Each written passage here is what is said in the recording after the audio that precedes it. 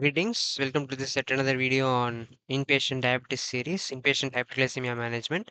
In this video, we will discuss about the special situations, that is, the patients who is on nil per oral, who is on steroids, who is on renal dysfunction, who is on ICU, and on transition therapy. This video is provided exclusively for educational purposes and should not be used as a substitute for professional medical advice. This is Medicine Beyond Harrison's. Get started. In this video, you will learn about this inpatient hyperglycemia management, that is insulin therapy in special situations. In NPO patients, the inpatient hyperglycemia management varies because of the unpredictable intake, stress hormones, also in the perioperative stage. The core is basal therapy plus IV or correctional therapy. Avoid prandial insulin therapy to prevent hypoglycemia. On patients on steroids, there you should always expect a daytime hyperglycemia. Match the insulin peak to steroid peak. In patients on enteral feeds or total parental nutrition, there is continuous carbohydrate load, so it is better to give a regular scheduled insulin or IV insulin therapy. In renal dysfunction patient, that is in CKD or acute kidney injury, and on elderly patients, there is clearance issues and there is more hypoglycemia risk. So there is a lower doses requirement and lower doses are preferred, and a simpler regimen is usually preferred to prevent hypoglycemia. Now, firstly, we'll go into nil per oral statuses or perioperative patients. The target in these patients is 100 to 180 milligram per deciliter, same as our ward management patients. Action first is to hold all prandial insulin therapies. Action 2, continue the basal at 50 to 80% of maximum total daily dose requirement of insulin. Monitor the blood sugars 4th to 6th hourly. Add correction as and when necessary. If the patient is planned for major surgery or for prolonged surgery, if NPO is prolonged or surgery is major, switch to IV regular insulin plus therapy. This prevents ketosis and maintains control. So this is for a simplified NPO regimen. So pre-op evening, give the 70 to 80 percentage of the basal dose. That is, if the patient was previously getting 20 units of Lantus or Glargine as a basal dose. Now give around 16 to 15 units of Lantus and monitor the CBG Q6 hourly. Intraoperative or immediately use IV insulin infusion and monitor hourly. Post-op, when the patient starts eating, resume the basal bolus regimen. Monitor the sugars pre-meals and on at night. Short fast, that is less than 12 hours, you can give around 50 to 80 percentage of the basal plus the correction dose. Monitor the blood sugars Q4 through 6th hourly. The patient who is on enteral tube feeding or total parenteral nutrition, there is continuous carbohydrate load to the body. There is a risk of unrecognized hyper or hypoglycemia if the feed stop. So the patient who is on continuous feeds, give the basal as 0.2 to 0.3 units per kg plus regular insulin, Q6 hourly or use IV if applicable. Monitor CBG Q4 through 6th hourly. If on bolus feeds, rapid insulin immediately after feeds, that is 1 unit per 10-gram carbohydrates. Safety rules: if the feeds are interrupted for more than 30 minutes, start 10% dextrose at 30 to 50 ml per hour immediately to prevent hypoglycemia. Total parenteral nutrition: if the patient is on total parenteral nutrition, add regular insulin to the bag, that is 1 units per 30 grams of glucose or IV insulin. So when the patient is on glucocorticoid-induced hyperglycemia, you can expect a hyperglycemia if the patient is on prednisolone more than 30 milligram per day. It peaks around 4 to 6 hours after the regular prednisolone therapy. So add NPH at breakfast or increase the lunch or dinner bolus. For prednisolone, in case of dexamethasone, the basal bolus with higher daytime bolus is preferred.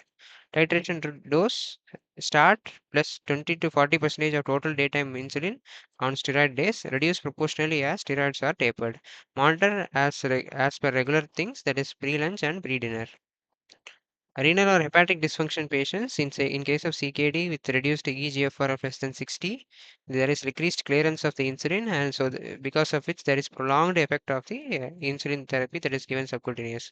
So always start low, that is 0.2 to zero point 0.3 units per kg. Prefer Glargine. Hold Metformin if the eGFR is less than 30. In case of hepatic failure, there is also reduced gluconeogenesis, and there is more chances of hypoglycemia. So in these patients also prefer lower doses of insulin, preferably 0.2 to zero point 0.3 units per kg, and the relaxed targets for this kind of patient to 110 to 200. Dialysis patient, on the day of dialysis, the glucose is variable. Always check pre and post dialysis. Reduce basal therapy on dialysis day by around 20%.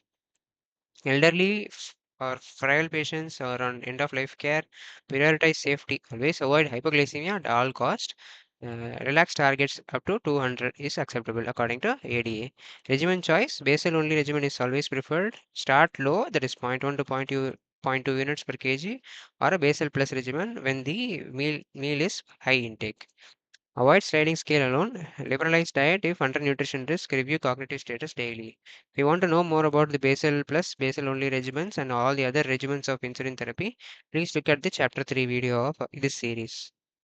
ICU or critically ill patients who are on non-DKA regimen is IV regular insulin infusion if the glucose is more than 180 mg per deciliter. Keep the target to 140 to 180 according to Endocrine Society. This is done to prevent hypoglycemia. If they do not keep the target to 100 to 180 as the patient when he is in the ward. Monitor hourly until stable, then you can monitor second hourly.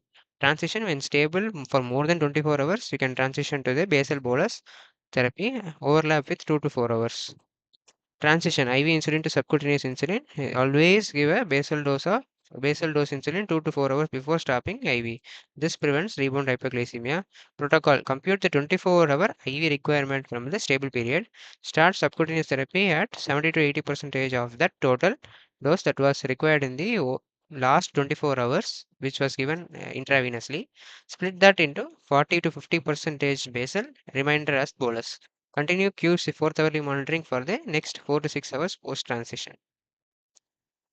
Diabetic ketoacidosis or HHS patient transition to ward. When the anion gap is closed and the patient starts eating, we can give subcutaneous basal dose 2 hours before stopping IV. Start dose basal bolus at 80% of the total 24-hour insulin that was given previous day. Special drug considerations: always ensure to avoid metformin in case of acute illnesses, sepsis, renal dysfunction, or contrast. This is done to prevent lactic acidosis and other complications of metformin use. Always hold SGLT2 inhibitors on admission to prevent euglycemic DKA. Sulfonylureas are also usually withheld to prevent hypoglycemia. Consider usage of DPP4 inhibitors can continue even in mild, stable, non-critically ill patients if eating. Insulin, the gold standard for inpatient care. Common pitfalls: stopping IV insulin before basal overlap. This will lead to rebound hypoglycemia. So, preventively, we can give a basal of 2 to 4 hours before stopping IV. Another pitfall is not covering for interrupted field. To prevent this, initiate 10% dextrose infusion immediately in patients with enteral feeding or total parenteral nutrition. Another thing is ignoring steroid timing. Prevention: match insulin peak with steroid peak. Preferably usage of NPH or increase the basal regimen or the bolus regimen on the morning of the steroid intake. So finally, the quick reference and the take-home points: aim for around 100 to 180 milligram per deciliter of glycemic control, but always change the route. For NPO per pre-op, it is basal plus IV. For steroids, it's the basal bolus plus extra or use NPH insulin. In CKD or elderly patients, relax the targets to 120 to 200 or 110 to 200, preferably basal regimen or basal plus regimen. In patients in ICU and on DKA, IV insulin infusion is preferred. These are the references. Thank you.